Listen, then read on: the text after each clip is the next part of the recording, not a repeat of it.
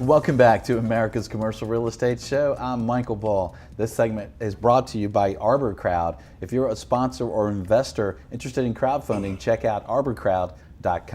Well, today we're covering Integra Realty's Viewpoint 2018. We have Anthony Graziano here. He's chairman with Integra Realty Resources, and Integra does appraisals, consulting, and litigation support. And Anthony, one of the things that I want to get into in this segment is the office market. It seems like if the Tax Act is going to create more jobs, that hopefully office owners are saying, hey, bring on the tenants, let's expand. What do you guys expect moving forward? Sure. I think certainly the expansion of tenants has been, that's been the growth arc in U.S. office real estate, primarily a migration into the urban core. Mm-hmm. So what we've seen over the last few years is that the CBD office really held up very well. It also tends to be a larger block of acquisition money. So the institutional money that was looking for investment is they regard offices highly, because in a single transaction you can do a $200-400 million deal and only do one deal. Right. If you're buying shopping centers, you're buying them 25 to 50 million at a time. You need to cobble together a portfolio unless you're buying a mall. So what we've seen is that the institutional interest in office buildings, and certainly the value chain in office buildings in the CBD, there's been a lot of activity. This is the first year, 2017, where we saw a pullback in the office transaction volume. We're down about $95 billion over from last year in transaction volume.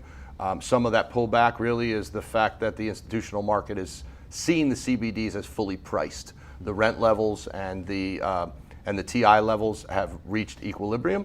And I think the growth there in rents is expected to slow in the CBD. Some new construction is emerging, but it's difficult to get a pure play office building out of the ground in most of the CBDs today. Mm-hmm. So there's not too much supply side concern. From a user perspective, though, I think the opportunity really is in the suburbs. What we are starting to see is that people are investing in suburban office buildings again. That's coming back. In the secondary and tertiary markets where there really isn't a defined CBD, the rents are firming up in those suburban markets, which is good. So what I'm hopeful is that the employment gains that we see in the U.S. don't continue to just drive into the CBD, that we're going to see more broad-based gains in the services and the office users in the suburban markets. Some of the consultants, or some of the clients that I consult with, I've been telling them for the last 2 years, the underpriced assets are the B assets in suburban markets that can be upgraded and value added. And we see that, in South Florida, as you head west, away from Fort Lauderdale, away from Miami, and into some of the more suburban markets, really good opportunities at far below replacement cost. That's occurring around the U.S., and I think that what we're seeing is that investors are heading inland a bit, out of the major CBD markets, into some of the secondary and tertiary markets, and certainly back to the suburbs, which I think is an interesting trend. Yeah. So where are the investors? Where are the markets that investors were really interested in the last year or so? What do you expect moving forward? Well, like I said, I think in the coastal CBDs, I think the pricing had gotten to the point where there were concerns that we were at or beyond replacement cost, and I think there's been a pullback on that. I think the real I always look and tell everybody, if you're looking at what everybody's doing today, that's not where the opportunity is. The opportunity is already gone, right? So look where everybody is not. And I think if you look at where everybody is not today, and you say, what's happening? We're moving back into the suburbs. There's going to be job growth in the suburbs. I think the opportunity is to head back there. So I think where the investors are looking at is, what's the growth? The difficulty in office assets is also its greatest strength, which is you're contracting your lease rates, 3, 5, 7, 10 years out. Mm-hmm. So you tend to have fairly stable cash flow and predictable cash flow. But the downside of that, of course, is that you're also betting a lot on the reversion, because you know what your cash flow is, and if you're buying at a low yield, low cap rate, you're really pushing a lot of your appreciation into the reversion. Right. So you need to have a lot of confidence that you're in a market where there's going to be good fundamental growth. I think in the CBD markets too, the other thing that's happening now, and certainly in the next 24 months we're going to see it, there was a lot of multifamily activity in a lot of these urban markets. Yes. As that, and that put land pressure, so it was harder to get land sites available for office development at a cost that was feasible, because the cost of land for multifamily was much higher. I think as that construction demand for multifamily wanes a bit over the next 24 months, some of that land pricing is going to readjust, and I think people are going to start to look at office components either as a part of mixed use or as a pure play office development for new development. But we've just now reached the point in most of the markets where the rent is at equilibrium to construction costs, right? So for the last 8 years, we've looked at rents and said it's just not feasible to build a new office building. Right. But that's changing now. I think we're getting to the point where new office building construction will be feasible, and it'll also be a component of new mixed use. So we're going to see some new office supply coming online in the CBD in the next year or two. Okay. And what do you guys expect moving forward for office revenues and expenses in your forecast? You know, expense is the big variable, and I think for most in most markets we structure our leases, you know, as either a base year where your rent is fully loaded and then you pay as the expenses increase over your base. Very few pure large-scale office buildings that are all triple net leases because the tenants want to control their occupancy cost.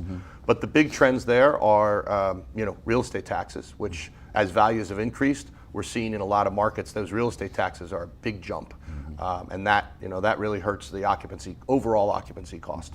So as values have increased, you have to keep an eye on real estate taxes. We do a lot of tax appeal work and representation of owners and investors to understand where values are and manage that real estate tax expectation. And it's a very good discipline to be looking at your taxes every year and making sure you're in there and staying current with where your building should be taxed at. Insurance is another, you know, substantial component of the operating costs, and so managing those operating costs effectively and keeping those operating costs in check are what's going to allow your NOI to grow. So good management of your utilities, you know, installation of good utility management infrastructure is important, and payroll and repairs and maintenance is again something you have to schedule and plan for. You know, the office building owners that aren't regularly investing in their lobby and their common areas and keeping their building upgraded suffer in the long run because eventually they have to make a big investment 5, 6, 8 years down the road. Yeah. Well, let me ask you, Anthony, you guys are doing appraisals all over the country, and we're seeing a lot of push from office users for flexible space and shared spaces, smaller spaces and shorter leases. And you know, that seems to worry some of the lenders. I've sold some office properties like that, and they go to the lenders like, well, show me your 10 and 15 and 12-year leases. I'm like, well, there's a lot of these tenants who are in here, they're annual or they're month to month, but the building's 100% full and they're still apprehensive. So how do you guys look at that moving forward for the lenders and for appraisal values? Sure. So in the temporary workspace or in the small, what we'll call executive office style workspace, what we'll generally do is to try and benchmark a consistent rent that somebody can rent the entire floor and then manage those smaller short-term tenants. What would the occupancy cost? What would the rent be on a net basis for you to take that floor and then run that business service center? The WeWork model is a good example. You know, they'll master lease a floor and then they're responsible for all of the management of the tenants. I think if you're trying to appraise an office building today and assume that as the office building owner, you are going to manage all of these short-term tenancies and the rollover and the business services and the copy machine and the telephone, you're really getting into more a business at that point. And you do have to look at that then and say, am I taking a real estate risk based on a passive investment yield, but I'm actively managing my real estate? I think that's where the mismatch becomes. And I agree, the lenders, you know, they want to see long-term durability. So I think that gets discounted. I think when you have an office building that doesn't have good seasoned leases, tenure and turnover is high, or even if turnover is low but the tenants haven't made a long-term commitment, I think that gets discounted in the marketplace for sure. Okay, and what do you guys foresee for square footage per employee trends moving forward? Yeah, so we've been going through this cycle where that's been shrinking. Every year, you know, everybody figures out how to more open floor plans, let's put everybody in the bullpen. But we've been hearing from tenants and from building owners that that's starting to reverse. You know, the law firms that went open floor plan realized that maybe that's not going to work for retention. Yeah. Maybe that's not going to work really practically speaking. People need some privacy to conduct certain types of businesses. So I think this trend of making the space smaller has kind of run its course. I don't think we're ever going to go back to the days where everybody had a 300 square foot office, but I think that the open floor plan concept has sort of run its course by industry, and certain industries have figured it out and figured that they can work with it. But as a general rule, we're probably at that level of 185 to 225 square feet is about where you're going to be per employee on office space.